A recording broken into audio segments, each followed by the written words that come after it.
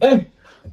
Kwani bro umeniambia nini hiyo? Eti mmeachana tena na Mary? Bana wewe manzi yangu aliniacha na mimi siko poa. Sasa wewe kila time mude anakuacha, kila time mude anakuacha. So wewe mude anakupea stress bure. Ujipendi kabisa ama nini? Shida ni nini? Unajua pia sisi tunapendana lakini unajua sasa yes naelewa mnapendana. Lakini sasa kila time yenda anakuacha. That means mude anakupendi. Wewe hebu achana na mambo za wasichana. Focus na maisha yako kwanza. Unaona?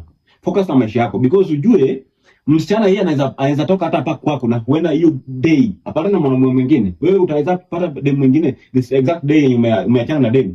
Hauwezi. So mimi na advice kama rafiki yangu. Wewe mambo na wasichana punguza kabisa. Achana sahi at least stay single and focus with your life. Unaelewa? Stay single and focus with your life. Nimekuadvise sana wachana huyu dem na uone vizuri huyu dem anakuchezea. Babe. Niaje babe? How are you? Nimekumiss. Finally nimerudi. Kuja. Sasa bro, naona hiyo mambo yako ati ya kukaa single.